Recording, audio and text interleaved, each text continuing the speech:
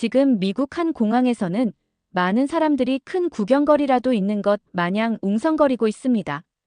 그 시선의 끝에는 한 한국인 남성과 미국인 가족들의 대화 모습으로 보이는데요. 그때 한 승무원이 다가와 한국인 남성에게 공손한 손짓으로 안내를 하자 사람들이 무슨 차별이냐며 소란이 일어나고 있는데요. 대체 무슨 일일까요? 제 이름은 에드워드 밀러입니다. 35년간 글로벌 기업에서 일하며 마지막 10년은 부사장으로 지냈어요. 은퇴한 지 3년이 지났지만 여전히 아침에 눈을 뜨면 세계 주요 뉴스부터 확인하는 습관이 남아 있습니다. 그리고 매번 확인하는 것은 미국이 여전히 세계의 중심이라는 사실이에요. 제 딸 사라는 하버드 경영대학원에서 MBA를 마치고 글로벌 컨설팅 회사에서 일하던 중이었습니다. 그러던 어느 날 사라가 남자친구를 소개하겠다며 집으로 데려온 젊은이는 한국인이었어요. 김민준이라는 이름의 그 청년은 사라와 같은 MBA 과정에서 만났다고 했습니다. 솔직히 말하면 처음 만난 순간부터 불편했어요. 민준은 예의 바르고 지적인 청년이었지만 제 마음 한구석에선 딸이 우리와 다른 사람을 선택했다는 생각이 떠나지 않았습니다. 단지 그가 한국인이어서가 아니라 미국의 가치와 문화를 완전히 이해하지 못할 거라는 선입견 때문이었어요. 아빠, 우린 결혼하기로 했어요. 사라가 어느 날 저녁 식사 자리에서 발표했습니다. 테이블에 흐르는 침묵 속에서 아내 엘리자베스는 기쁨의 미소를 지었지만 저는 가슴이 무겁게 가라앉는 느낌이었어요. 축하한다. 내가 행복하다면 나도 기쁘구나. 제 입에서 나온 말은 공허했습니다. 그날 밤 침대에 누워 천장을 바라보며 제 딸의 미래를 걱정했어요. 사라는 미국에서 자라나 미국의 가치로 살아온 제 딸인데 그녀가 떠나는 곳은 제게 너무 낯선 세계였습니다. 결혼식은 보스턴의 고풍스러운 교회에서 열렸어요. 민준의 부모님은 한국에서 왔는데 그들은 예상보다 세련되고 품이 있었습니다. 그의 아버지는 서울대학교 교수였고 어머니는 유명 화가라고 했어요. 하지만 그것조차 제 마음의 거리감을 없애진 못했습니다. 결혼식 후 사라와 민준은 서울로 떠났어요. 민준이 한국의 유망한 스타트업에 합류하게 되었다고 했습니다. 딸은 매주 화상통화로 연락을 해왔지만 그때마다 제 마음 한구석엔 그녀가 낯선 땅에서 적응하지 못할까 하는 걱정이 자리 잡고 있었어요. 아빠, 여기 정말 놀라워요. 생각했던 것보다 훨씬 발전했어요. 사라는 항상 흥분된 목소리로 말했습니다. 저는 겉으로는 미소 지었지만 속으로는 그래, 아시아 국가치고는 꽤 괜찮겠지라고 생각했어요. 1년이 흘렀고 사라와 민준이 결혼기념일을 맞아 미국을 방문했습니다. 오랜만에 본 딸은 더욱 성숙해 보였고 민준도 자신감 있는 모습이었어요. 우리 가족은 보스턴 근교의 제 집에서 다시 모였습니다. 저녁 식사 중에 사라가 제안했어요. 아빠, 이번에 한국에 한번 와보시는 건 어때요? 엄마도 같이요. 식탁 위로 묘한 정적이 흘렀습니다. 글쎄 사라. 내 나이에 그렇게 먼 여행을. 제 변명은 약했어요. 사실 한국에 가고 싶지 않았습니다. 제 딸이 선택한 나라를 직접 보면 그녀의 결정이 옳았다는 걸 인정해야 할지도 모른다는 두려움이 있었어요. 제가 모든 일정을 준비할게요, 아버님. 민준이 조용히 말했습니다. 그의 존중하는 태도와 진지함에 살짝 마음이 흔들렸어요. 엘리자베스가 제 손을 꼭 잡았습니다. 에드워드, 한번 가보자. 우리 딸이 사는 곳을 보는 것도 좋을 것 같아. 그녀의 따뜻한 눈빛에 결국 항복했어요. 알았어. 한번 가보지. 제 말에 사라가 기쁨의 비명을 질렀습니다. 그녀의 행복한 모습에 잠시 마음이 누그러졌지만 여전히 불안은 남아있었어요. 다음 날 민주는 노트북을 펼쳐 서울의 사진들을 보여주었습니다. 한강을 따라 뻗은 고층 빌딩들, 첨단 기술의 중심지 강남, 전통과 현대가 공존하는 거리들. 그것들은 제가 상상했던 한국의 모습과는 달랐어요. 인상적이군. 저는 짧게 말했지만 속으로는 사진은 항상 현실보다 더 좋게 보이는 법이라고 생각했습니다. 민주는 계속해서 한국의 경제 성장과 문화적 영향력에 대해 열정적으로 설명했어요. 결국 그날 저녁, 저는 여행사 웹사이트에 접속해 서울행 비행기표를 예약했습니다. 화면 속 예약 확인 버튼을 누르는 순간 이상하게도 가슴이 두근거렸어요. 어쩌면 이 여행이 단순한 가족 방문 이상의 의미를 가질지도 모른다는 예감이 들었습니다. 그 밤 침대에 누워 아내에게 말했어요. 엘리자베스, 정말 한국까지 가야 하는 걸까? 제 불안함이 목소리에 묻어났습니다. 아내는 부드럽게 미소 지으며 제 손을 잡았어요. 에드워드, 때로는 우리의 믿음을 시험해 볼 필요도 있어. 그것이 옳든 그르든. 그녀의 말이 제 마음을 조금 진정시켰습니다. 비행기표를 예약한 후에도 제 마음속엔 여전히 거리감이 자리 잡고 있었어요.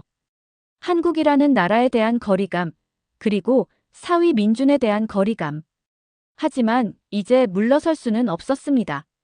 저는 딸을 위해, 그리고 어쩌면 저 자신을 위해서도 이 여행을 해야 했어요. 비행기가 출발하는 날이 밝았습니다. 저와 엘리자베스는 새벽부터 일어나 마지막 짐을 챙겼어요. 사라와 민주는 이미 전날 저녁에 우리 집에 도착해 함께 묵고 있었습니다. 아침 식사를 하며 민주는 한국에 대한 이야기를 계속 들려주었어요. 그의 열정적인 설명에도 여전히 제 마음속에는 회의감이 남아 있었습니다. 오늘 체크인은 제가 도와드릴게요, 아버님. 민준이 말했어요. 저는 고개를 끄덕이며 그의 친절함에 형식적인 미소를 지었습니다. 젊은이의 좋은 태도는 인정할 수밖에 없었지만 내심 비행기 체크인쯤이야 수십 번 해봤다는 생각이 들었어요. 보스턴 로건 국제공항에 도착했을 때 상황은 평소와 달랐습니다. 코로나 이후 회복된 여행 수요로 공항은 사람들로 북적였어요. 긴 체크인줄을 보며 한숨이 나왔습니다. 그때 민준이 휴대폰으로 무언가를 확인하더니 저희에게 말했어요. 잠시만요. 제가 확인할 게 있습니다. 민준은 카운터 쪽으로 걸어갔고 저는 엘리자베스와 함께 무거운 캐리어를 끌며 기다렸어요. 약 5분 후 그가 환한 미소를 지으며 돌아왔습니다. 제가 회사 특별 프로그램에 등록되어 있어서 VIP 체크인이 가능하네요. 하지만 그의 표정이 난처해졌어요. 죄송하지만 동반자는 2명까지만 가능합니다. 사라와 저만. 잠시 정적이 흘렀습니다. 미국 땅에서, 그것도 제가 수십 년간 출장으로 드나들던 보스턴 공항에서 한국 사위가 VIP 대우를 받는다는 사실이 믿기지 않았어요. 제 자존심이 무너지는 소리가 들리는 듯 했습니다. 괜찮아요, 민준. 우리는 일반 줄에서 기다릴게. 제가 침착하게 말했어요.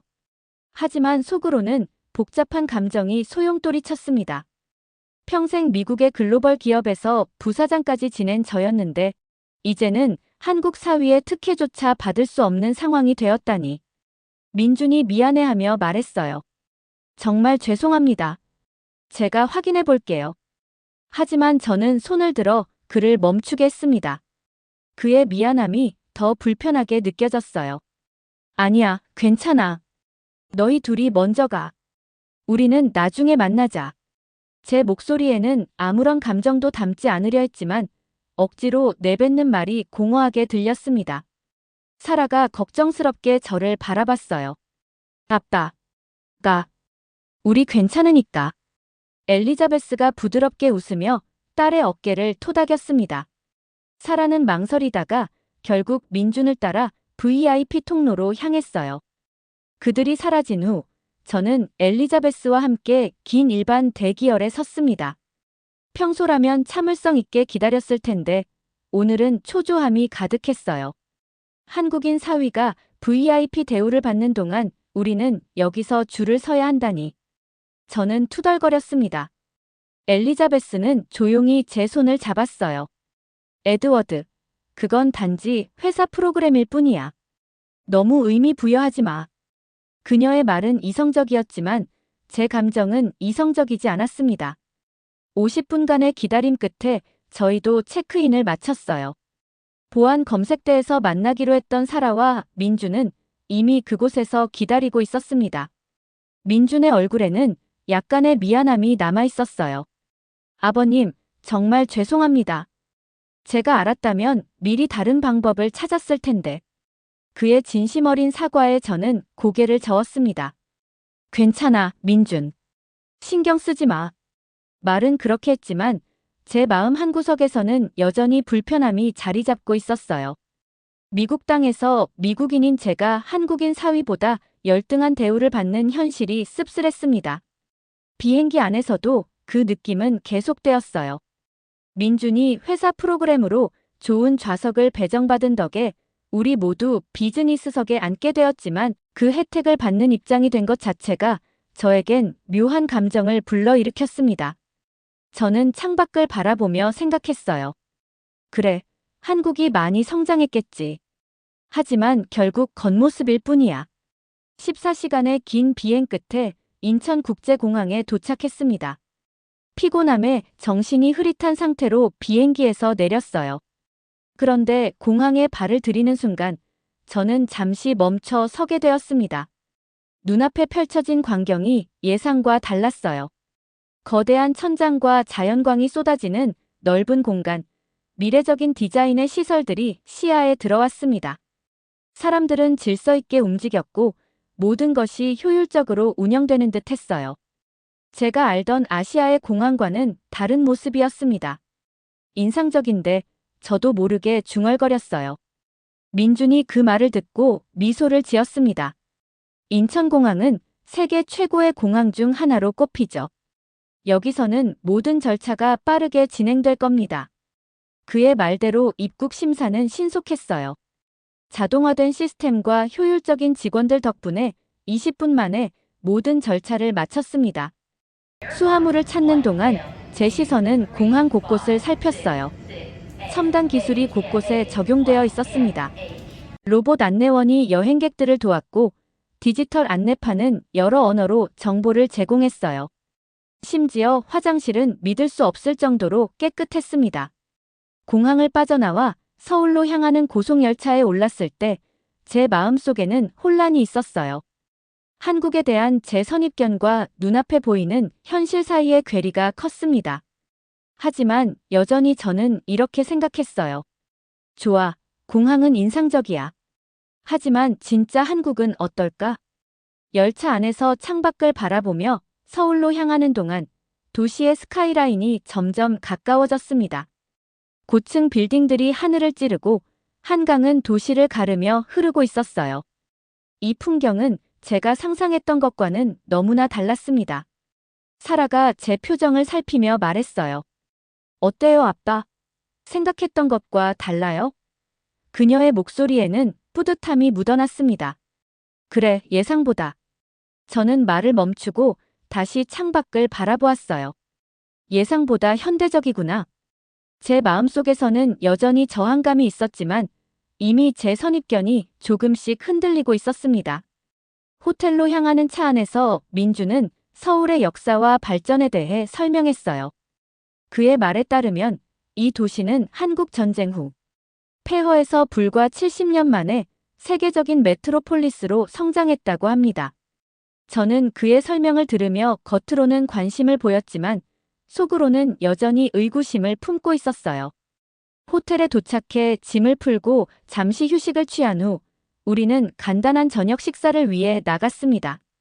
거리는 활기차고 깨끗했어요. 사람들은 질서 있게 움직였고 도시 전체가 안전하고 효율적으로 느껴졌습니다.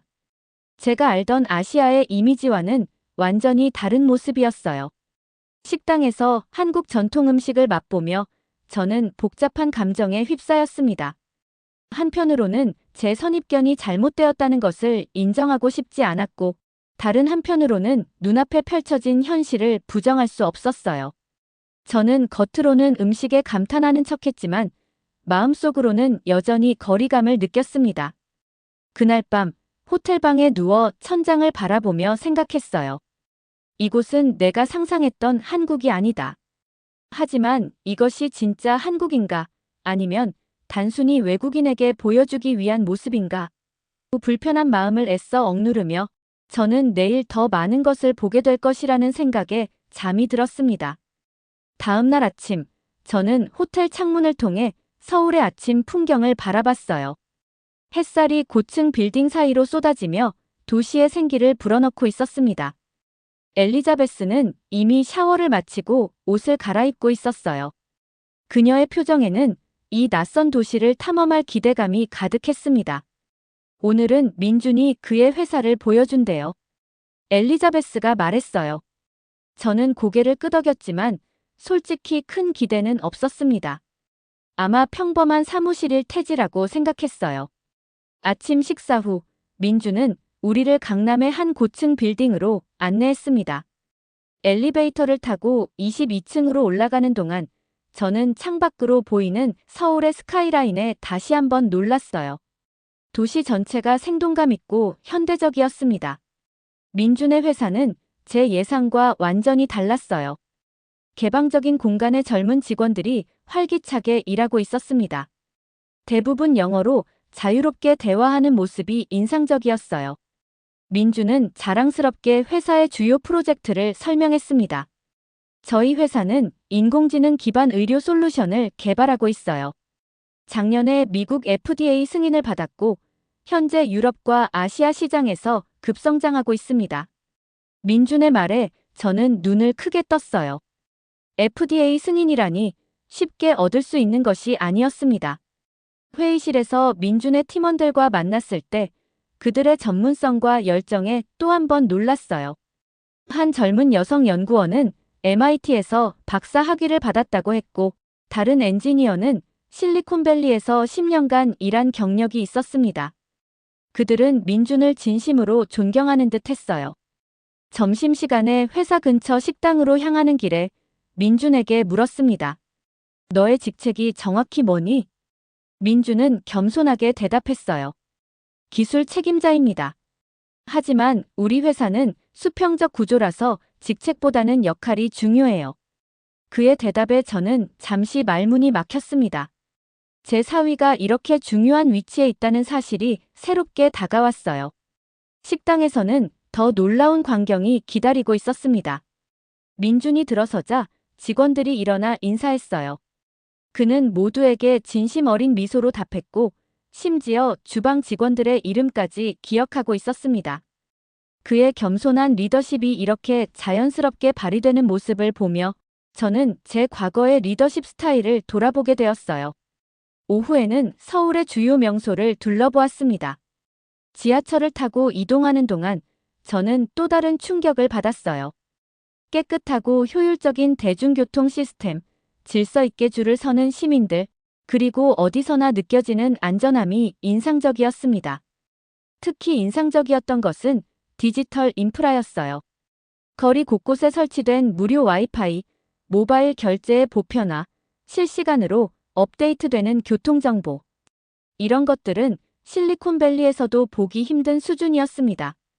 이 정도 수준일 줄은 몰랐네요. 제가 솔직히 고백했어요. 민주는 미소를 지으며 대답했습니다. 한국은 빠르게 변화하는 나라예요.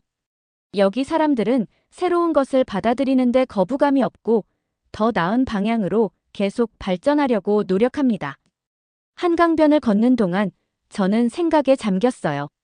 제가 알고 있던 한국이라는 나라와 실제 경험하고 있는 한국 사이에는 큰 간극이 있었습니다. 미국 중심적 세계관으로 다른 나라들을 평가해온 제 자신을 돌아보게 되었어요. 저녁에는 민준의 부모님 댁으로 초대받았습니다. 강남의 한 아파트 단지에 위치한 그들의 집은 고급스러우면서도 소박한 멋이 있었어요. 민준의 아버지는 예상대로 지적이고 품위 있는 분이셨습니다. 그는 완벽한 영어로 미국 정치와 경제에 대해 저와 대화했어요. 밀러 씨, 미국과 한국은 많은 가치를 공유하고 있지만 또 다른 점도 많습니다. 그 다름이 서로를 보완할 수 있다고 생각해요. 민준 아버지의 말씀에 깊이 고개를 끄덕였습니다. 식사 중에 민준의 어머니는 사라에게 한국 요리를 가르쳐 주겠다고 제안했어요. 사라는 기쁘게 수락했고 그들은 금세 친밀한 대화를 나누기 시작했습니다. 식탁 위에 펼쳐진 다양한 한국 음식들이 모두의 마음을 따뜻하게 했어요. 식사가 끝난 후 민준의 아버지가 저를 서재로 안내했습니다. 그곳에는 세계 각국의 서적들이 가득했어요. 그는 자신의 학문적 여정과 젊은 시절 미국에서 공부했던 경험을 들려주었습니다. 저는 항상 딸이 좋은 곳에서 행복하게 살길 바랐습니다. 제가 솔직한 마음을 털어놓았어요. 민준의 아버지는 이해한다는 듯이 미소 지었습니다.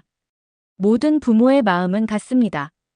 저희도 민준이 먼 미국에서 결혼한다고 했을 때 처음에는 걱정했어요. 하지만 사라를 만나보니 그 아이의 지혜와 따뜻함을 느낄 수 있었습니다. 그날 밤 호텔로 돌아오는 길에 민준은 우리를 서울 야경이 보이는 전망대로 데려갔어요. 불빛으로 가득한 도시를 내려다보며 저는 민준에게 물었습니다. 너는 어떻게 이런 성공을 이룰 수 있었니? 민준은 잠시 생각하더니 대답했어요. 운이 좋았습니다. 좋은 교육을 받았고 많은 분들의 도움이 있었어요. 무엇보다도 한국인들은 어려움 속에서도 포기하지 않는 것을 배워왔습니다. 그의 겸손한 대답이 제 마음을 울렸어요.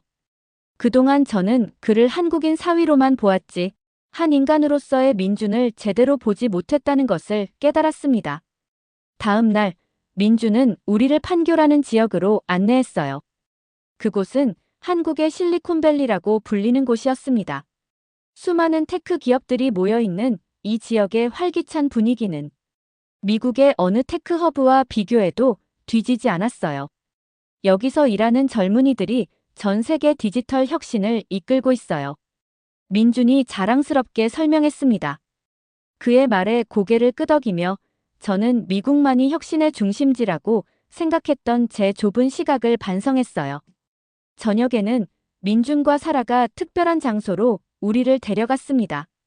비밀 프로젝트를 진행 중이라며 자세한 설명은 하지 않았어요. 도착한 곳은 작은 마을이었고 그곳에서 민준은 노인들을 위한 디지털 교육센터를 운영하고 있었습니다. 이곳에서 주말마다 노인분들께 스마트폰 사용법과 디지털 기술을 가르치고 있어요. 사라가 설명했어요. 민준은 한 할머니에게 인터넷 뱅킹 사용법을 차분히 가르치고 있었습니다. 그 모습을 보며 제 마음속 깊은 곳에서 무언가가 무너지는 느낌이 들었어요. 그것은 제가 오랫동안 간직해온 편견의 벽이었습니다. 민준은 단순히 성공한 사업가가 아니라 진정으로 사회에 기여하는 따뜻한 영혼을 가진 사람이었어요. 센터에서 나오는 길에 민준이 조용히 말했습니다. 저는 기술이 모든 이에게 도움이 되어야 한다고 믿어요. 특히 디지털 소외계층에게요. 그의 진심 어린 말에 저는 깊은 감동을 받았습니다. 호텔로 돌아오는 차 안에서 저는 생각했어요. 한국은 단순히 경제적으로 성장한 나라가 아니라 깊은 인간적 가치를 지키며 발전해온 나라구나. 그리고 제 사위 민주는 그 가치를 온전히 체현하고 있었습니다. 마음 한구석에 세워두었던 장벽이 서서히 무너져 내리는 것을 느끼며 저는 이제야 진정한 강함이 무엇인지 이해하기 시작했어요. 그것은 화려한 외형이나 경제적 성공이 아니라 묵묵히 자신의 언뜻 보기에는 눈에 보이지 않을 것 같지만 조용히 행동으로 증명되는 내면의 강함이었습니다. 한국에서의 마지막 날이 밝았습니다. 아침 일찍 창밖으로 비치는 햇살에 눈을 떴어요. 침대에 누운 채 지난 며칠간의 경험을 곱씹었습니다. 처음에는 이 여행이 단순히 딸을 위한 의무적인 방문이라고 생각했지만 지금은 제 인생에서 가장 중요한 여정 중 하나가 되어 있었어요. 엘리자베스는 이미 일어나 사라와 함께 호텔 레스토랑에서 아침을 먹고 있다고 메시지를 보냈습니다.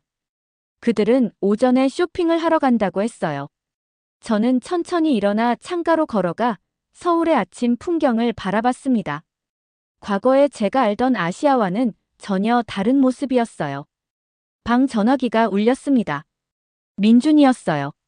아버님, 괜찮으시다면 오늘 저와 함께 산책하실 수 있을까요? 한강변이 아름다워요. 그의 제안에 흔쾌히 동의했습니다.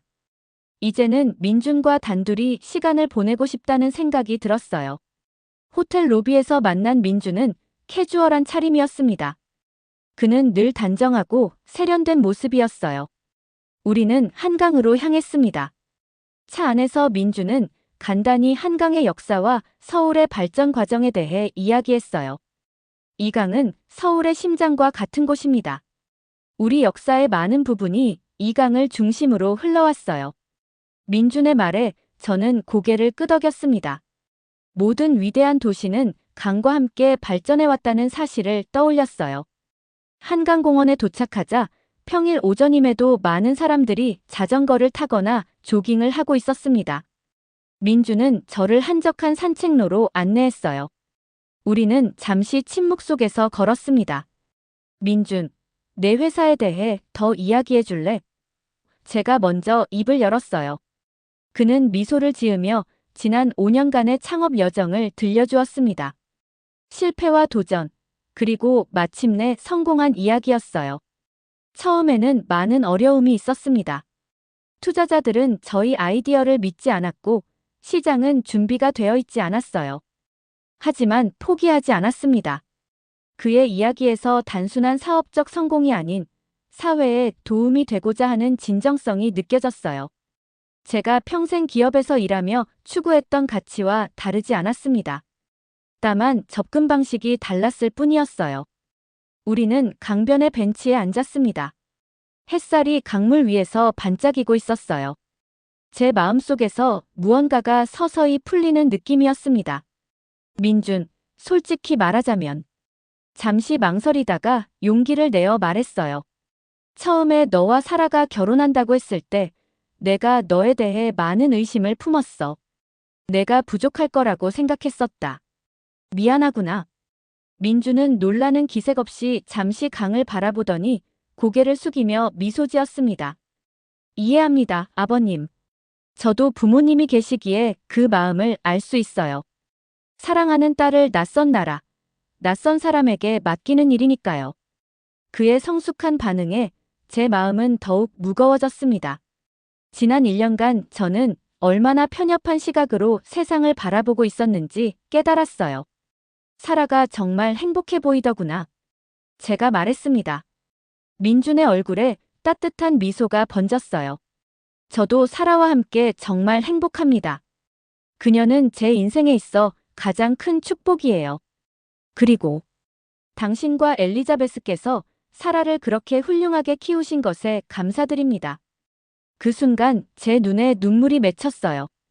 그동안 얼마나 어리석었는지 깨달았습니다. 제가 가진 편견 때문에 이 훌륭한 젊은이와의 관계를 쌓지 못했다는 후회가 밀려왔어요. 알아. 평생 나는 미국이 모든 면에서 최고라고 믿었어. 제가 솔직히 고백했습니다. 하지만 이번 여행을 통해 내 생각이 얼마나 좁았는지 깨달았구나. 민주는 이해한다는 듯 고개를 끄덕였어요. 세계는 빠르게 변하고 있습니다. 어느 한 나라가 모든 것을 주도하던 시대는 지났어요. 이제는 서로 배우고 협력하는 시대가 됐습니다. 그의 지혜로운 말에 깊이 공감했어요. 제가 은퇴 후에도 계속 붙들고 있던 오래된 세계관이 이제는 맞지 않는다는 것을 인정할 때가 됐습니다. 내가 사라를 정말 사랑하는 것 같구나. 제가 말했어요. 민준의 눈빛이 깊어졌습니다. 제 삶의 모든 것입니다. 아버님께서 걱정하지 않으셔도 돼요. 제가 평생 사라를 지키고 행복하게 해줄 겁니다. 그의 진심 어린 약속에 마음이 따뜻해졌어요. 우리는 다시 걷기 시작했습니다. 이번에는 이전과 다른 편안한 침묵이 우리 사이에 흘렀어요. 점심시간이 되어 민주는 저를 한강이 내려다 보이는 작은 식당으로 안내했습니다. 우리는 전통 한식을 먹으며 더 많은 이야기를 나눴어요. 민준의 어린 시절부터 사라와의 만남, 그리고 그들의 미래 계획까지. 다음 달에 아기가 생길지도 모른다는 소식을 전하고 싶었습니다. 민준이 조심스럽게 말했어요. 저는 놀라움과 기쁨에 숨이 막혔습니다. 정말이니? 그러면 내가 할아버지가 되는 거야? 목소리가 떨렸어요. 민주는 미소를 지었습니다. 아직 확실하진 않아요. 하지만 준비하고 있습니다. 아이가 생기면 양쪽 문화를 모두 가르치고 싶어요. 그 말을 듣는 순간 제 마음속에 있던 마지막 장벽마저 무너졌습니다. 제 손주가 두 문화의 풍요로움 속에서 자라날 것이라는 생각에 벅찬 감동이 밀려왔어요. 식사를 마친 후 우리는 다시 호텔로 돌아왔습니다.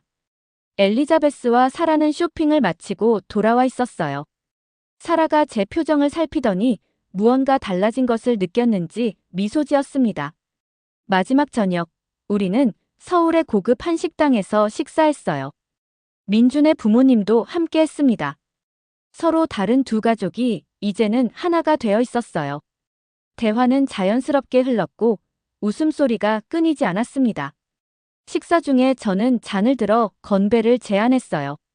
사라와 민준의 행복한 미래를 위해, 그리고 우리 두 가족의 새로운 시작을 위해. 모두가 잔을 부딪히며 환한 미소를 지었습니다. 민준의 아버지가 제게 의미심장한 눈빛을 보냈어요. 그는 이미 알고 있었습니다. 제가 변화했다는 것을요. 다음 날 아침 공항으로 향하는 차 안에서 사라가 제 손을 꼭 잡았어요. 아빠, 어떠셨어요? 한국은? 저는 솔직하게 대답했습니다. 예상보다 훨씬 좋았단다. 아니, 사실은 내 예상이 잘못됐던 거지. 사라의 눈에 기쁨의 눈물이 맺혔어요. 그녀는 제 변화를 느꼈을 것입니다. 엘리자베스도 따뜻한 미소로 저를 바라봤어요.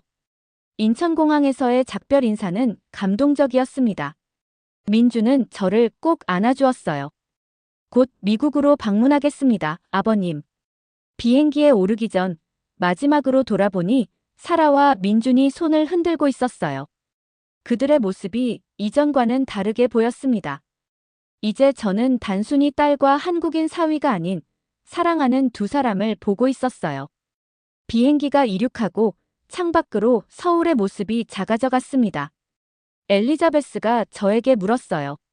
많이 배웠어? 저는 미소 지으며 고개를 끄덕였습니다. 평생 믿어온 것들을 다시 생각하게 됐어. 세상은 내가 생각했던 것보다 훨씬 더 복잡하고 아름답구나. 태평양 위를 날아가며 저는 깊은 생각에 잠겼어요. 진정한 강함은 화려한 외형이나 경제적 성공이 아니라 조용히 묵묵히 증명되는 내면의 가치라는 것을 깨달았습니다. 한국이라는 나라, 그리고 제 사위 민준을 통해 저는 새로운 세계관을 얻게 되었어요. 귀국 비행기 안에서 저는 제 인생의 새로운 장이 열리고 있음을 느꼈습니다. 비록 늦었지만 이 변화는 제 남은 인생에서 가장 중요한 것이 될 것이라고 확신했어요. 이제 저는 딸 사라의 선택을 온 마음으로 받아들이고 나아가 축복할 수 있게 되었습니다. 그리고 어쩌면 곧 태어날지도 모르는 손주를 위해 한국어도 배워볼까 생각하고 있어요.